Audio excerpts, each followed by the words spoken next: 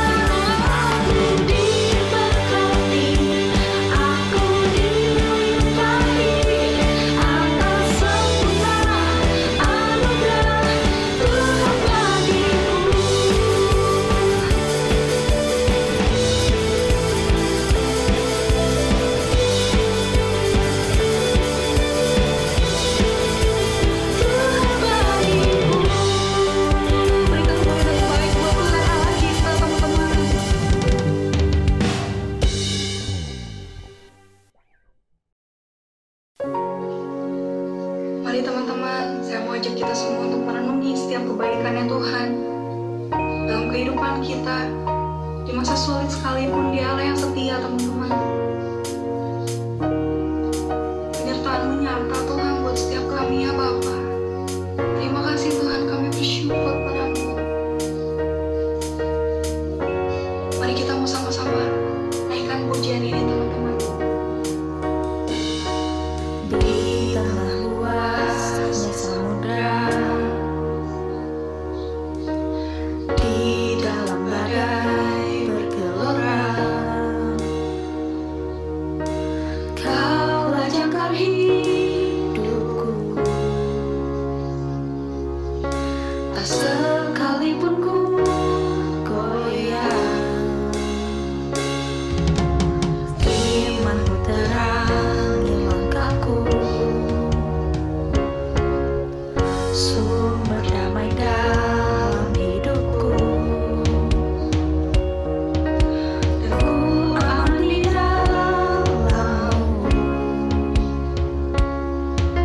penyertaan-Mu sempurna. Sepasti mentari bersinari untuk janji-Mu. Dalam segala perkara Engkau turut bekerja. Yes Tuhan, dalam segala perkara Tuhan, Kau setia Tuhan. Firman-Mu terangi langkahku, Kau sumber damai Tuhan dalam kehidupan kami. Amin. dan ku aman di dalam-Mu, penyertaan-Mu sempurna. Sepasti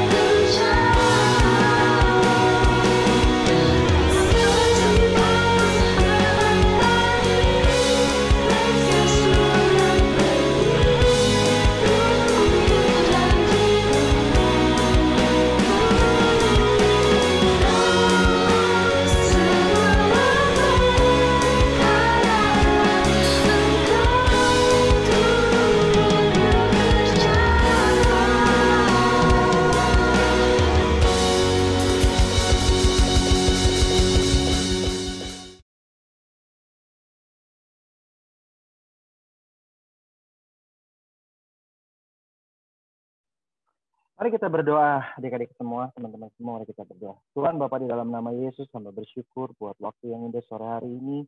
Kami boleh memilih waktu yang terbaik, Tuhan, di sela teman kami mungkin ada di luar, mereka sedang beraktivitas yang lain, mungkin mereka sedang main game, mungkin mereka sedang jalan-jalan, mungkin mereka sedang punya aktivitas, dan memilih aktivitas yang lebih penting dibanding sesuatu yang terpenting dalam kehidupan kami semua, yaitu berjumpa dengan Engkau. Tuhan, ajarkan kami memilih selalu bagian yang terbaik untuk ada di dalam hadirat Tuhan. Ajarkan kami untuk mengenal jalan-jalan-Mu dan mendengar suara-Mu. Ajarkan kami untuk paham dan melakukannya dengan setia. Urapi kami semua, Tuhan, kami, anak-anak-Mu, dan hamba-Mu yang secara khusus Kau izinkan untuk sharing sore hari ini. Ajarkan kami untuk bisa memahami suara-Mu. Ajarkan kami untuk bisa mentaati apa yang Kau perintahkan. Ajarkan kami untuk memandang dengan cara-Mu memandang. Ini waktu-Mu Tuhan, ambil alih anak-Mu yang hanya karena kasih karunia diizinkan untuk sharing pada adik-adik kami. Biarlah sungguh apa yang diucapkan itu menjadi kata-kata yang sederhana Tuhan. Kata-kata yang mudah dimengerti. Kata-kata yang menjadi rema buat kami. Kata-kata yang Kau sampaikan langsung pada adik-adik kami di tempat. Terima kasih Tuhan. Kami ingin belajar kebenaran firman Tuhan dan berjalan bersama dengan Tuhan. Dan Kau beracara sendiri Tuhan. Dalam satu nama yang ajaib, di dalam nama Tuhan Yesus, kita semua yang siap belajar kebenaran firman Tuhan sama-sama katakan, amin. Shalom semuanya. Shalom, Apa kabar? Ko. Baik? Shalom. Aduh, senang. Puji Tuhan. Baik semua ya? Pasti baik dong. Puji Tuhan. Ada yang udah dapat pertanyaan hari ini? Ada yang udah ditanya? Ada yang dapat pertanyaan belum? Belum? Wah, gawat. Yesus bertanya kepada kita. Kalau belum ditanya sama Tuhan Yesus, berarti belum doa hari ini. Udah ditanya belum? Yesus bertanya kepada kita, adakah iman di bumi ini? Kalau diganti, adakah iman di hati kita? Kenapa saya bilang begitu? Ini jadi penting, teman-teman semua. Nggak ada yang gampang ya, hari-hari ini bikin pusing semuanya ya, nggak?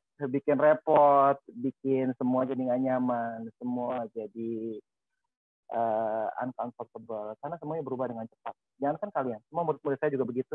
Mereka bete, mereka pusing, jadwal ketemu tuh jadi nggak jelas. Ada dosen WA jam 7 malam, tiba-tiba WA lagi jam 12 malam, muridnya pusing, dosennya pusing gitu ya. Belum lagi ditambah dengan semua kegiatan lain yang berubah. Tapi hari ini saya ingin bahas satu hal, begini. Di dalam segala situasi yang berubah, satu hal yang pasti dan tidak berubah itu adalah kebenaran firman Tuhan. Dan apa yang tertulis di sana, itu ya dan amin. Dan itu keadaannya selalu relevan, reliable, dan cocok dengan keadaan kita hari ini. Izinkan saya mulai dari tema yang diberikan dulu. Kita buka Lukas 8 ayat 22 tentang angin ribut diredakan. Amin ya. Kalau udah amin tolong kasih jempol, kasih emoticon jempol biar saya tahu semua udah pada buka firman Tuhan, udah ketemu semua. Lukas 8 ayat yang ke-22. Jempol ya, siap. Oke, saya baca ya. Baik. Biar seru lah. Saya minta tolong Kevin, karena kamu yang undang saya minta tolong kamu baca dulu, Vin. Lukas 8 ayat yang 22. Lukas 8 ayat 22, angin ribut diredakan. Pada suatu hari, Yesus naik ke perahu bersama-sama dengan murid-muridnya. Dan ia berkata kepada mereka, "Marilah kita bertolak ke seberang danau," lalu bertolaklah mereka. Amin. Ayat 23. Saya minta tolong Jen. Ada Jen dari saya perasaan lihat. Jen, baca Jen. Ayat 23 Jen.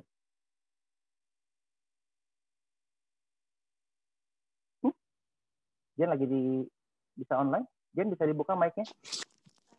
Oh, bentar. Boleh, sok ditungguin Jen. Ayat 23 Jen. 23, 32 kok. 23. Kalau 32 23 lompat ya. 11 ayat Jen. Iya, 23 Jen. Sok. Lukas 8 ayat 23.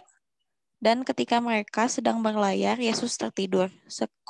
Sekonyong-konyong turunlah taufan ke danau, sehingga perahu itu kemasukan air dan mereka berada dalam bahaya. Oke, thank you Jen. Ayat 24. Saya minta William. William baca William. Ayat 24.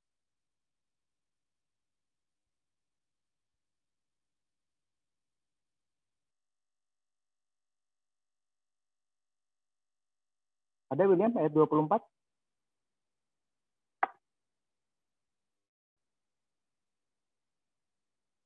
Kayaknya bermasalah ya. Nggak ada suaranya. Saya baca ayat 24. Maka datanglah murid-muridnya membangunkan dia, katanya, Guru, Guru, kita binasa. Ia pun bangun, lalu menghardik angin dan air yang mengamuk itu, dan angin dan air itu pun reda, dan danau itu menjadi teduh. Ayat 25, saya lanjut baca ya, teman-teman semua. Lalu katanya kepada mereka, di manakah kepercayaanmu?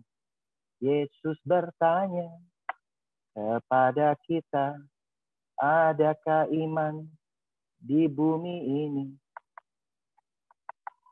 Maka takutlah mereka dan heran. Lalu berkatalah seorang kepada yang lain, siapa gerangan orang ini sehingga ia memberi perintah kepada angin dan air dan mereka taat kepada. Amin. Saya stop sampai di situ pembacaan firman Tuhan. Kalau kita semua baca firman Tuhan yang baru kita lihat di Lukas 8 ayat 22 sampai 24, catat dengan baik. Yesus ada di dalam kapal. Yesus ada di dalam kapal bersama dengan kita.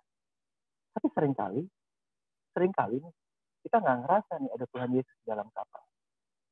Seringkali kita menjadi silau oleh keadaan di sekeliling kapal, sehingga kita nggak lihat isi kapal. Kalau pepatah zaman dulu ya, gajah di pelupuk mata nggak kelihatan, tapi jarum di ujung lautan kelihatan. Gitu. Kadang-kadang kita fokus untuk sesuatu yang ada di luar, dan tidak fokus kepada bagian yang paling penting ada di dalam, yaitu adanya keberadaan Tuhan di dalam kehidupan kita. Di dalam permasalahan yang kita mungkin hadapi hari-hari ini, seringkali kita fokus pada keadaan dan kondisi kita, bukan fokus pada Tuhan. Sehingga kalau kita nggak fokus sama Tuhan, kita menjadi gampang dan takut. Tapi gimana ya kok ya? Kita takut. Nggak masalah. Karena memang sebagai manusia, kita memang secara naluriah dan secara normal pasti takut terhadap satu masalah, sesuatu keadaan, sesuatu situasi. Tetapi seringkali kita itu tidak percaya bahwa keberadaan Tuhan itu sanggup menyelesaikan masalah kita. Percayanya itu di mulut. Sama kayak kita bilang, kamu nggak apa-apa. Nggak apa-apa, saya emang nggak apa-apa. Emang nggak apa-apa, benar. Tapi hati kamu sakit sekali. Tapi hati kamu sedih sekali. Tapi kamu berusaha untuk bilang nggak apa-apa. Tuhan mah nggak bilang kamu nggak boleh takut. Tuhan mah nggak bilang kamu nggak boleh sedih. Tuhan mah nggak bilang kamu nggak boleh marah. Tapi Tuhan bilang, kalau kamu marah, itu nih. Tapi Tuhan bilang, kalau kamu sedih, ada aku.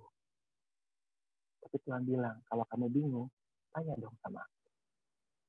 Ada Tuhan di dalam perahu. Murid-murid di tengah kebingungan mereka berdiri memilih satu pilihan yang paling baik. Maka datanglah murid-muridnya membangunkan dia di dalam fase takut.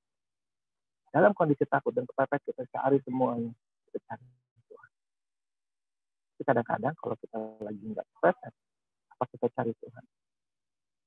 Harus kita bertanya setiap hari sama Tuhan. Dan Tuhan akan bertanya kepada kita. Yesus bertanya kepada kita, adakah iman di bumi ini? Ada iman. COVID-19 nggak berarti apa-apa. Sampai seseorang kena beneran COVID-19. Dan dia lihat masih. Baru dia tahu betapa beratnya itu. Dan betapa sulitnya melewati itu. Orang-orang yang melewati itu, kalau dengan kekuatan sendiri stres, tapi Tuhan sanggup mengubahkan. Tuhan sanggup merubah segala sesuatu dan membuatnya jadi baik. Tuhan sanggup membuat mujizat-mujizat yang nggak terpikiran.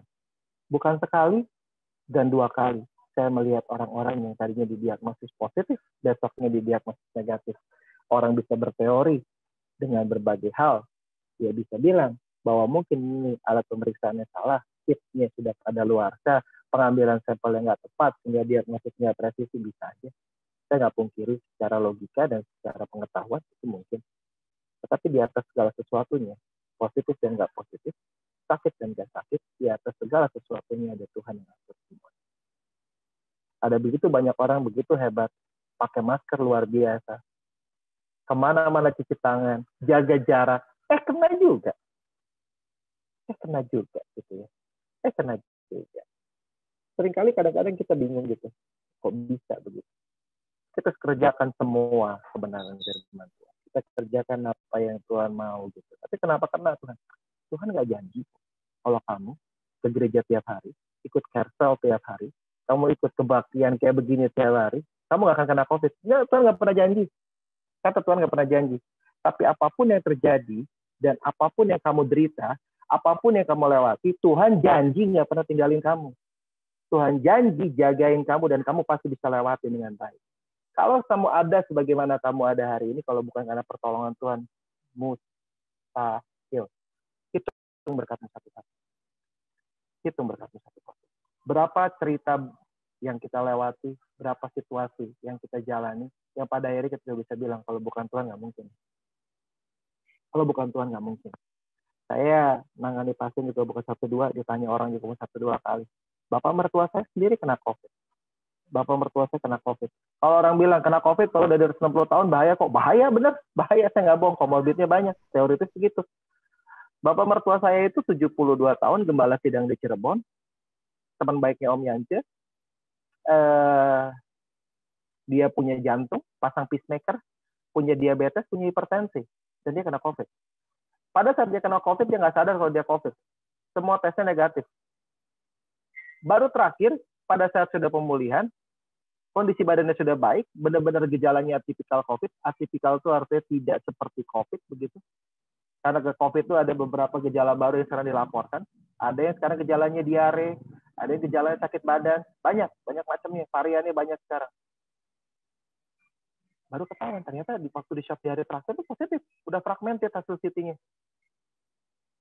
Tapi udah lewat. Dan udah sembuh, tanpa disadari. Apakah lari dari protokol? Enggak, tetap dikerjain kok protokol. Tetap dilakuin, tetap cuci tangan, tetap pakai masker, tetap jaga jarak. Tapi, tetap kena. Tapi yang saya mau garis bawahi, Tuhan nggak janji anak Tuhan nggak akan kena masalah. Tuhan nggak janji anak Tuhan nggak pernah lewat kesulitan. Kita tuh dididik Tuhan menjadi anak-anak terang yang sanggup bertahan melewati kesulitan. Kenapa? Karena Tuhan menyertai kita. Nah, dalam kondisi masalah yang berkecamuk sekarang hari ini, apa yang sedang kita hadapi? Apa yang teman-teman sekarang sedang pikirin? Kuliah, kerjaan, mau nikah, cari rumah, apa? Apa yang dipikirin? Jangan pikirin sendiri. Tuhan jangan dianggurin, ajakin ngobrol. Tuhan pengen ngobrol. Yesus bertanya kepada kita, adakah iman di bumi ini? Ditanya nggak Tuhan? Dan Tuhan mah nggak minta lu cuma ngedoain kota. Emang lu nggak boleh nanya sama Tuhan? Ya boleh lah. Tuhan kan bapak lu. Tuhan kan bapak gue. Masa nggak boleh curhat? Emang curhat sama orang doang? Tuhan senang kalau dicurhatin. Lah curhat ya lu sama Tuhan, tanya sama Tuhan. Murid-murid begitu paniknya, baru dia ingat Tuhan. Setelah dia panik, baru dia lari. Guru bangun. Angin nih berat nih, ribut nih. Mau kebalik nih perahu nih, tolong kita. Tuhan bilang mereka, reda nih badai, reda.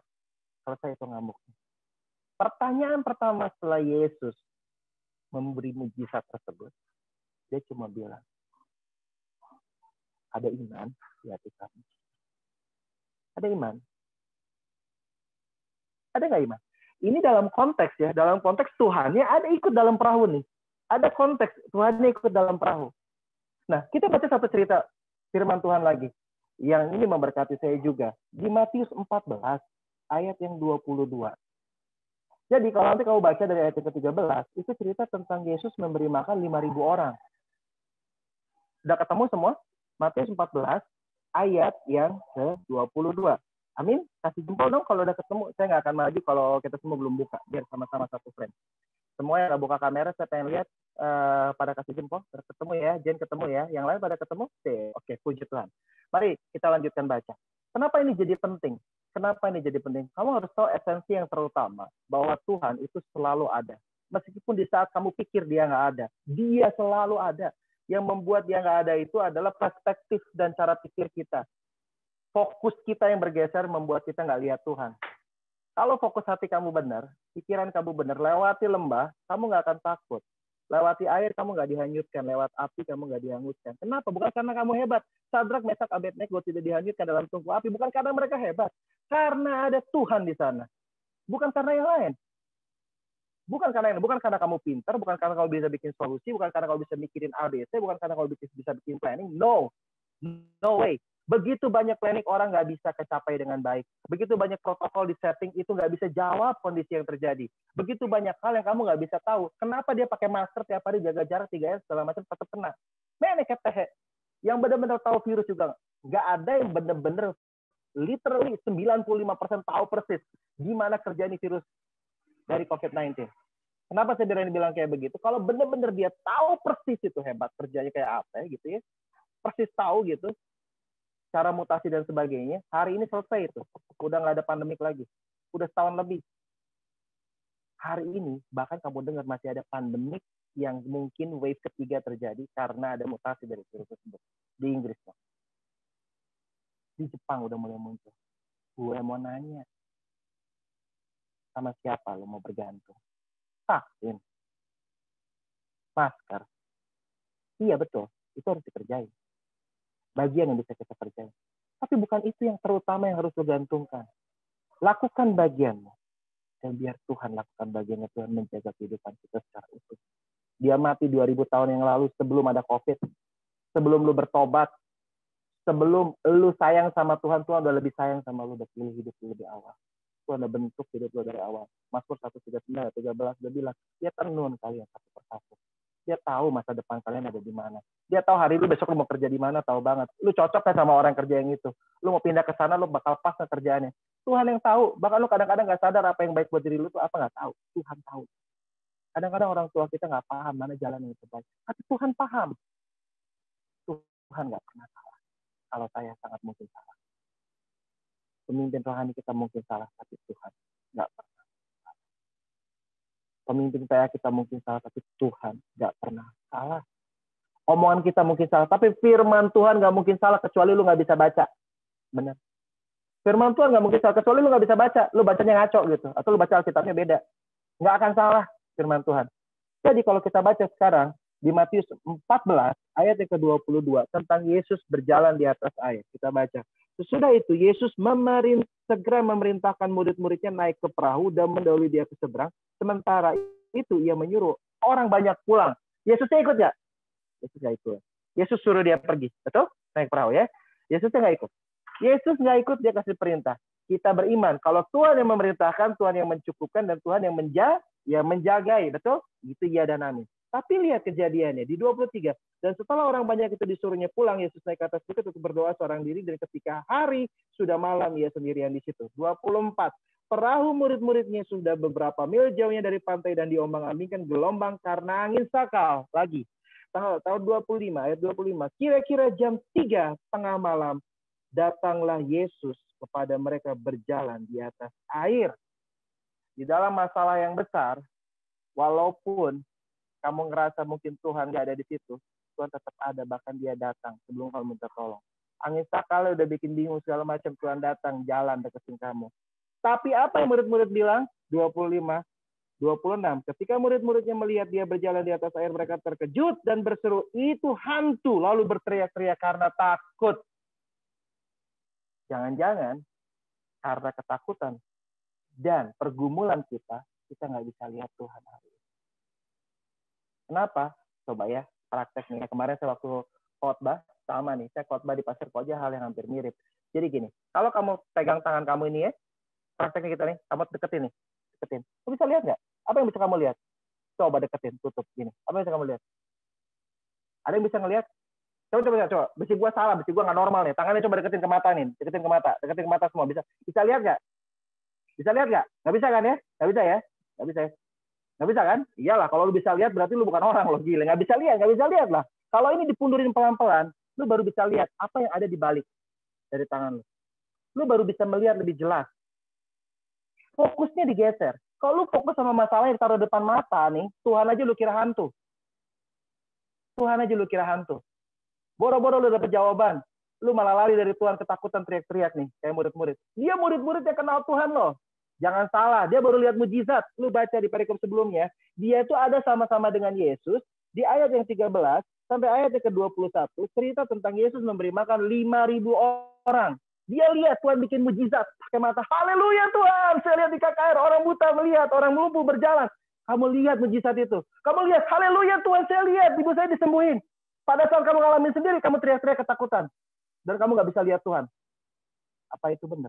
Yesus bertanya kepada kita, adakah iman di hatimu? Ada iman nggak di hati kita? Kalau tadi konteks cerita di Lukas, Yesusnya ikut di dalam perahu. Di dalam konteks setelah Yesus kasih makan 5.000 orang, di Matius 14, Yesusnya suruh. Yesus suruh kita untuk kerjain sesuatu. Dan mungkin kita dalam pekerjaan yang Yesus suruhkan tersebut, kita mungkin kena sesuatu. Gara-gara gue pelayanan nih datang nih, jadi gue gak bisa ke gereja, ketemu deh gue OTG dan segala macam. Apa lu pusingnya begitu? Mau lu OTG, lu bukan OTG, lu tetap anak Tuhan. Mau lu kenal, lu gak kenal, lu tetap anak Tuhan. Kan lu gak pernah bisa ganti, lu jadi anak gue, benar gak? Lu gak lahir dari istri gue. Lu tetap anak Tuhan, tapi itu bercandaannya. Tapi poin gue memang iya, lu gak akan bisa ganti bahwa lu adalah anak Tuhan, udah dicap, dimatai sama Tuhan, saat lu terima Tuhan Yesus sebagai Tuhan dan Juru Selamat, lu gak pernah bisa pindah, dan gak akan pernah bisa ganti. Sudah dibeli lunas sama Tuhan. Tapi masalahnya, sadar gak lu anak Tuhan? Sadar gak lu anak Tuhan? Dan sadar gak lu punya iman sama Tuhan? Ngelewatin semuanya. Tuhan ada Tuhan nggak ada. Tuhan suruh, Tuhan lengkapin. Tuhan nggak pernah janji hari itu selalu biru. Tuhan nggak pernah janji langit selalu biru. Nggak pernah. Soalnya dia nggak datang doa kok. Gue nggak doa. Soalnya dia nggak mau datang pelayanan. Gue nggak ada temen dong. Dia kayak begitu nyuruh-nyuruh kayak gue. Nggak pantas jadi pemimpin gue. Dia nyuruh-nyuruh gue. Kerjaannya kagak bener. Bisa cuma nyuruh doang. Hey, Tuhan melihat hati lu, bukan lihat hati teman lu. Urusan lu sama Tuhan, bukan urusan lu sama teman. Tuhan gak pernah janji, yang doa selalu banyak. Gak pernah peduli. Tapi kalau Tuhan masih suruh gue buka doa, ya gue buka doa. Bagian gue kan itu. Gue lakukan aja bagian gue. Terserah yang sisanya, bagian Tuhan, bukan bagian gue. Karena dia yang punya acara. Kalau mau bubar, gue sih nggak terlalu sakit hati. Kenapa? Karena bukan punya gue, punya Tuhan. Nothing tulus. Apa yang dikerjain harus tulus. Lu nggak cari apa-apa. Apa yang gue cari? Apa yang lu cari? Tapi lu harus punya iman yang sama. Karena kita sama-sama anak Tuhan. Jangan lu lari karena takut. Jangan lu lari karena lu nggak percaya. Boleh takut nggak? Boleh takut nggak? Boleh. Kalau kita taat terhadap suara Tuhan, ikut dalam pekerjaan Tuhan kayak tadi, pergi ke murid-murid, pergi naik perahu nyebrang. Apa itu terus menjadi lancar semuanya? Baca di firman Tuhan. Enggak, ada angin sakal. Ada masalah. Tuhan tolong nggak? Tolong. Ditolongin sama Tuhan. Makanya jangan banyak ngegerutu sama ngambek dulu kalau mengerjakan pekerjaan Tuhan dan hasilnya nggak sesuai. Atau kamu menghadapi banyak cobaan dan tantangan. Tuhan tolong dengan caranya Tuhan. Tapi kita mikir pertolongan dan support dengan caranya kita. Jadi pertolongan Tuhan, bahkan Tuhan yang datang sendiri pun dikira hantu. Bukan dikira jawaban Tuhan. Karena kita nggak kenal siapa Tuhan. Kalau lu kenal sama Tuhan, lu nggak akan pikir ya hantu. Kalau Kevin telepon gue, nggak akan gue bilang dong, siapa lo? Siapa lo? Ngaku lo? Siapa lo? Nggak ada kan? Vin, apa kabar? Kan gue kenal sama dia. Kagak gue teriak-teriak kayak orang gila dia jadi hantu, kagak kan? Kagak dong, karena gue kenal sama dia. Gue ngobrol sama dia. Gue nanya sama dia. Nah sekarang kalau tadi pertama kali kita ketemu saya nanya, ada yang ditanya belum? Ada yang ditanya belum sama Tuhan maksud gue? Yesus bertanya. Kalau lu nggak ditanya sama Tuhan, lu ngobrol nggak sama Tuhan hari ini? Jangan-jangan lu nggak ngobrol, makanya lu nggak ditanya. Kuncinya ada di dalam Tuhan, bukan di dalam yang lain. Ketaatan kepada Tuhan itu tidak menjamin kehidupan kita bebas dari berbagai kesulitan, dari tantangan, dari challenge. Nggak jamin. Tapi ketaatan kita akan mengaktifkan kuasa Tuhan bekerja di dalam kehidupan kita yang sedang menghadapi challenge atau masalah. Paham nggak? Tuhan akan memampukan kita membuat masalah itu selesai dengan caranya Tuhan. Kita harus bisa mendengar suara Tuhan, percaya dan ngelakuin. Kalau Tuhan bilang, lu udah berdoa, sungguh-sungguh lu berdoa, Tuhan bilang sesuatu lewat firman, atau lewat orang yang Tuhan titipkan, pembina rohani, gembala sidang, coba dengar, belajar punya kerendahan hati untuk mendengar. Kalau Tuhan titipkan pesan lewat orang tua, coba dengerin dengan baik. Karena nggak mungkin pesannya itu ngaco, nggak mungkin pesannya ngaco. Ketaatan kita pada apa yang Tuhan perintahkan tidak serta-merta membebaskan kita dari masalah. Tapi sekali lagi itu akan membuka kunci kuasa Tuhan bekerja menyelesaikan masalah yang kita hadapi tadi. Kita baru lihat loh, bahwa murid-murid itu dia baru lihat Tuhan bikin mujizat. Baru dia lihat, udah nggak percaya. Gimana kita? Mungkin kita lihat mujizat dalam kehidupan pelayanan rohani kita. Mungkin kita lihat mujizat di dalam pelayanan keluarga kita. Mungkin kita lihat mujizat Tuhan bikin mujizat untuk saudara-saudara kita yang sakit. Baru kita lihat mujizat saudara kita, terus kita ngalamin, kita nggak percaya. Kan aneh. Kalau kamu bisa menghitung berkat dan percaya terhadap apa yang Tuhan kerjakan untuk orang-orang di sekitar kamu. Kamu lihat janji Tuhan. Kamu lihat pekerjaan Tuhan. Percayalah hal itu kalau kamu susah. Nggak ngelihat.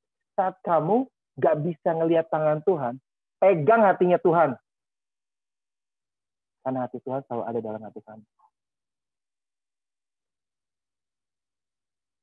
Kalau kamu pikirkan lagi ya, kenapa saya harus lari sama Tuhan? Mazmur 46, ayatnya yang kedua sampai yang keempat. Saya bacain ya. Allah itu bagi kita tempat perlindungan dan kekuatan. Amin. Jadi kalau kamu mengamini firman Tuhan di Mazmur ini, kamu nggak bisa lari ke yang lain. Datanglah ke Tuhan. Nggak pakai bayar kok. Nggak perlu bayar pulsa telepon. Tinggal doa dalam hati. Nggak perlu kamu pakai cara macam-macam. Berdoa itu nggak perlu harus kamu nungging-nungging. Enggak kan? Kalau kamu berdoa, punya waktu khusus, datanglah. Secara spesifik. Sediakan waktu masuk ke kamar, kunci dan berdoa. Tapi kalaupun tempatnya tidak memungkinkan, bukan berarti kamu nggak bisa ngomong sama Tuhan kan? Bukan berarti kamu nggak bisa nanya sama Tuhan. Bukan berarti kamu nggak bisa dengar suara Tuhan. Allah itu bagi kita tempat perlindungan dan kekuatan. Sebagai penolong dalam kesesakan sangat terbukti. Sebab itu kita tidak akan takut. Sekalipun bumi berubah dan gunung-gunung goncang di dalam laut. Sekalipun ribut dan berbuih airnya. Sekalipun gunung-gunung goyang oleh geloranya. Amin. Allah itu adalah tempat perlindungan dan kekuatan kita. Jadi, kalau kita menyimak kembali tadi pengalaman murid-murid, seyogyanya kita nggak teriak bahwa itu adalah hantu. Dan Tuhan tuh bilang di sini, tetapi segera Yesus berkata kepada mereka, tenanglah, aku ini, katanya, jangan takut. Lalu Petrus berseru dan menjawab dia, Tuhan, katanya, apabila itu engkau, katanya, suruhlah aku datang kepadamu berjalan di atas air. Nantang. Kalau benar Tuhan itu, kalau benar ini jawaban Tuhan nih, buktiin ya kalau benar jawaban Tuhan, gue minta tanda nih. Tuhan kasih tanda. Lu melangkah keluar kayak Petrus ya? Pada saat Tuhan memberikan jawaban, dan lu minta tanda, dan Tuhan jawab iya, lu melangkah keluar nggak? Lakuin nggak iman itu? Kalau lu nggak lakuin iman itu, lu nggak akan pernah lihat mujizat Tuhan. Petrus tidak akan pernah jalan di atas air sampai apa? Sampai dia ngelangkahin kaki keluar dari perahu. Bukan cuma sampai dia dengar doang suara Tuhan. Dia dengar suara Tuhan, dia bilang, jangan takut, tenang. Dia bilang, Tuhan kalau itu Tuhan, suruh gue datang ke Tuhan, jalan di atas saya. Tuhan bilang apa? Kata Yesus, datanglah. Dia dengar kan? Datanglah, jawab. Dia melangkah dengan imam. Dia keluar. Maka Petrus turun dari perahu dan berjalan di atas air mendapatkan Yesus. Berjalan kan dengan iman, melangkah nih. Mulai jalan di atas air, melihat mujizat. Nih, fokus nih, lihat ya. Fokus, baca nih ayat berikutnya. Tetapi ketika dirasanya tiupan angin, takutlah ia dan mulai tenggelam lalu berteriak, Tuhan tolonglah aku. Yang dilihat, yang dirasa. Bukan yang dijadikan fokus untuk dia lihat Tuhan. Dia lihat anginnya. Oke. Dia lihat situasi di sekitarnya. Dia takut. Dia mulai tenggelam. Jangan palingkan mata kalian dari fokusnya Tuhan. Kalau lu pasang tuh masalah di depan mata kayak begini, lu nggak bisa lihat apa-apa. Nggak bisa lihat apa-apa. Kalau orang pernah didiagnosis satu penyakit tertentu, itu kayak digodam. Kayak digodam. Kalau kamu nggak tahu, kamu nggak akan ngerasa apa-apa. Tapi kadang-kadang tahu itu jadi beban. Saya waktu kena DBD, trombosit 7.000, saya tahu banget itu artinya apa. Baru semuanya kerasa lunglai. Tulang-tulang saya asal lepas. Ibu mertua saya cuma bilang begini, Ton, ingat Amsal, percayalah kepada Tuhan dengan segenap hatimu dan jangan bersandar pada pemikiranmu sendiri. Gue dokter, gue tahu banget itu artinya apa. Hari itu gue berharap gue bukan dokter. Kalau seandainya gue dokter, gue tahu banget kan eksesnya apa gitu. Dan itu muter di kepala gue. Yang fokus di pikiran gue adalah teori dan pengetahuan gue, bukan iman gue sama Tuhan. Merubah setting mindset dari masalah yang menjadi fokus kepada Tuhan yang jadi fokus. Itu yang harus kita lakukan. Jangan sampai lu udah melangkah keluar perahu, lu percaya lu lihat Tuhan, lu rasain angin, lu takut, nyebur lagi lu ke dalam air. Lu nggak menang dari masa lalu. Melangkah keluar, pegang iman itu, berjalan bersama Tuhan.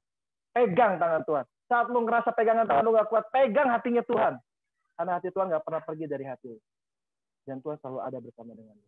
Kalaupun Tuhan suruh, Tuhan pasti lengkapin. Kalau Tuhan suruh ada masalah di sana, Tuhan pasti selesaiin. Asal lu mau dengar suara Tuhan.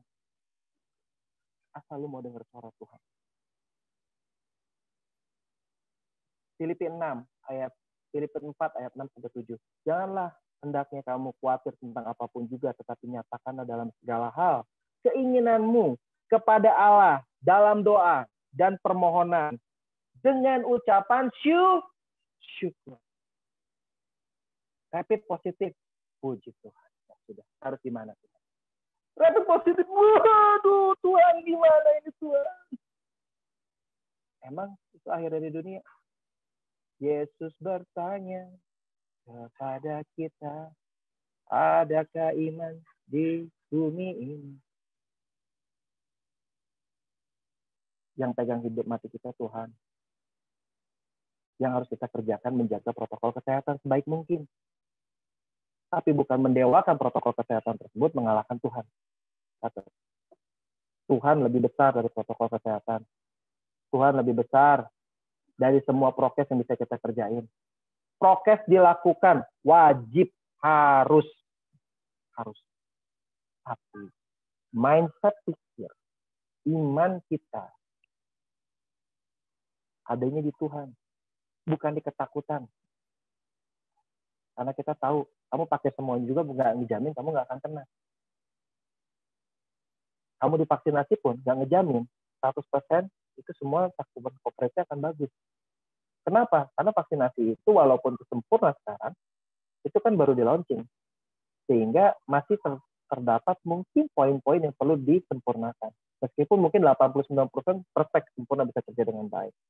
Jadi, kalau kamu tadi lihat di Filipi 4 ayat 6-7, kalau kamu khawatir, jangan bilang, nyatakan kekhawatiran kamu di dalam doa dan permohonan dengan ucapan syukur.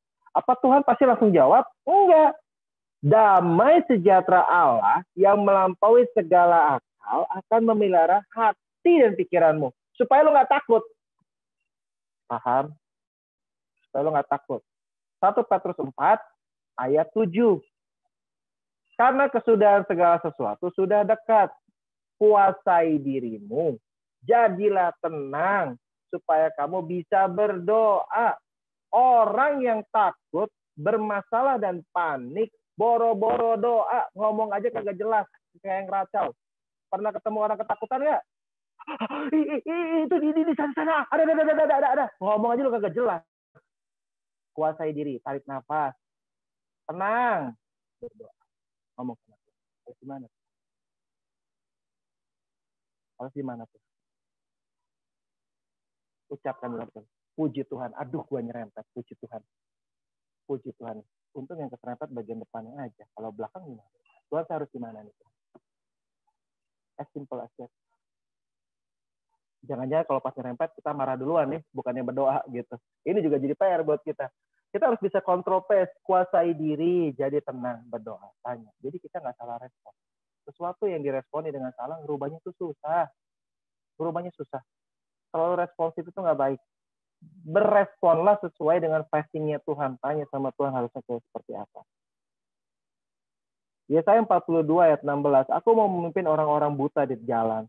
Yang tidak mereka kenal. Yang mau membawa mereka berjalan di jalan-jalan yang tidak mereka kenal. Aku mau membuat kegelapan yang di depan mereka menjadi terang. Dan tanah yang berkeluk-keluk menjadi tanah yang rata. Itulah hal yang hendak kulakukan kepada mereka. Yang pasti kulaksanakan. Pasti. Lo mau nggak dituntun sama Tuhan? Kita nih orang buta, nggak bisa lihat. Ada yang tahu masa depan kalian? Ada yang tahu 2 bulan lagi kita nasibnya kayak apa? Bahkan ada banyak hal yang kita nggak tahu. Tiba-tiba Sumedang longsor. Puluhan tahun nggak pada cerita tuh longsor di Sumedang. Longsor. Mau nolongin. Tujuannya baik. Ngirim tim untuk menolong masyarakat yang kena longsor. Dan ramilnya loh. 1 tim kena longsor susulan. Meninggal semua. Berdoa dengan bijak. Bukan sesuatu yang responsif dan cepat itu yang menyelesaikan masalah. Tetapi sesuatu yang tepat pada waktunya di mana Tuhan menuntun kalian, itulah yang terbaik yang pasti menyelesaikan masalah. Kayak lagi, kita ini terbatas, tapi Tuhan nggak terbatas. Saya mau tanya sekarang, jadi gimana dong kok? Kalau gitu kita nggak boleh takut dong kok. Siapa bilang? Tuhan bilang, kita ini manusia. Mungkin kita punya takut. Ketakutan itu bukan sebuah kegagalan atau akhir dari segalanya. Tetapi ketakutan, catat ya, ketakutan itu alarm. Alarm buat apa? Alarm yang ngasih peringatan sama kita bahwa kita tuh perlu Tuhan. Saat lu mulai ngerasa khawatir, saat lu mulai ngerasa takut, berdoalah. Itu alarm buat kalian. Saat lu ngerasa khawatir, saat lu ngerasa takut, berdoalah. Itu lebih penting dari semuanya. Tuhan akan kasih hikmat buat kalian. Tuhan akan kasih kemampuan buat kalian. Gimana harus ngatur ini semua? Gimana harus mencari kreativitas yang baru di masa-masa yang sulit dan gak gampang seperti ini? Gimana harus cari terobosan-terobosan? Tuhan gak pernah kurang ide kok. Tuhan yang bikin semuanya. Manusia gak lebih pintar dari Tuhan.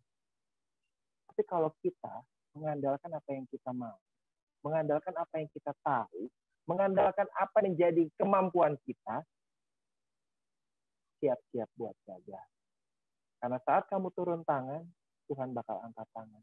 Gimana lu? Tapi saat lu angkat tangan sama Tuhan, saat itu Tuhan turun tangan, terbukti dia ada. Saat murid-murid ketakutan dan teriak-teriak, Guru! Guru tolong! Tolong yang Guru, tolong! Tuhan turun tangan? Tuhan turun tangan. Tuhan nggak pernah nggak turun tangan. Pada waktunya, pada momennya, dengan caranya. Dan selalu menolong kita sesuai dengan kebutuhan. Nggak pernah. Nggak ada anak Tuhan nggak ditolong sama Tuhan. Nggak ada situasi sulit yang nggak dilewati bersama dengan Tuhan. Kalau kau bilang ini sulit, kamu kepikiran nggak ini udah setahun lebih kita ngelewatin COVID bareng-bareng dengan situasi yang nggak jelas kayak begini. Tapi semua survive tuh. Semua baik-baik aja. Gue lihat Kevin naik malah berat badannya 3 gram.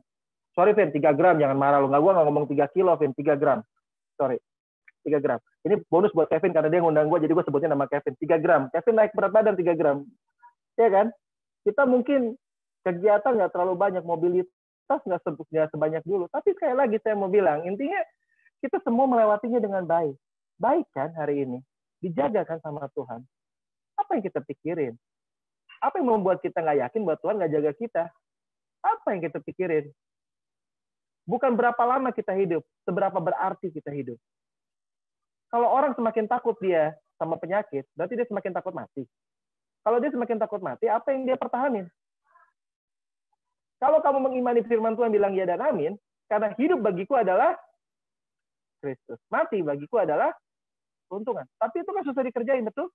Lebih susah orang kaya itu masuk ke dalam surga. Lebih mudah onta masuk lubang jarum. Itu realita. Lebih banyak orang-orang sekarang yang nggak punya harta benda, yang mungkin hidupnya biasa-biasa, setia atau ke gereja. Gue 9 bulan ngeliatin gereja, dan mereka setia datang ke gereja. Bahkan kadang-kadang ada orang-orang yang secara settlement dan secara security, secara kemungkinan tertular jauh lebih kecil, boro-boro menginjak gereja. Nehi, dia nggak pernah muncul di gereja. Dengan berbagai alasan. Karena imannya ditaruh di masalah dan di protokol. Bukan imannya ditaruh di Tuhan. Kalau iman dia taruh di Tuhan, dengan protokol, dengan kondisi, dengan situasi, dengan kesulitan dia pasti datang.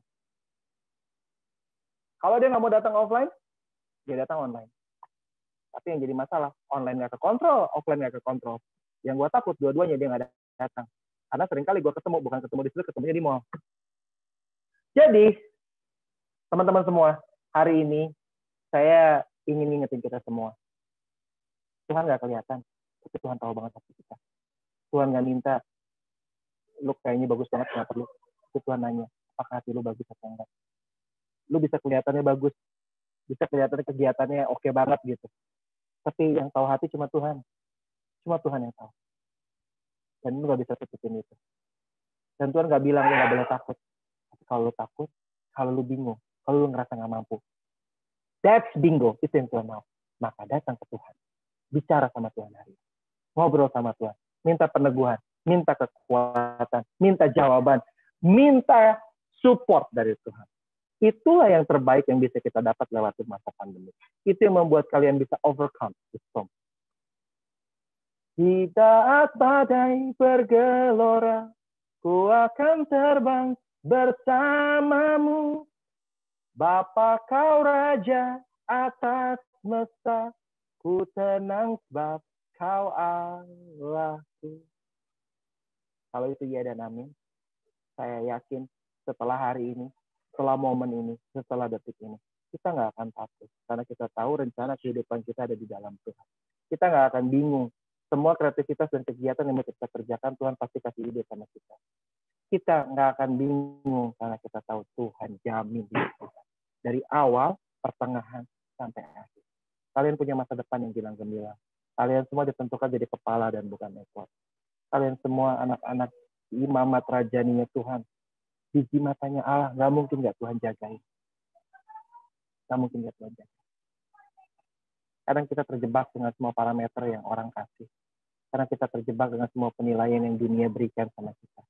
Tapi sekali lagi, bukan apa kata dunia dan apa kata orang. Apa kata Tuhan buat hidup kita. Bukan apa kata dunia, tapi apa kata Tuhan buat hidup. Apa kata Tuhan buat hidup.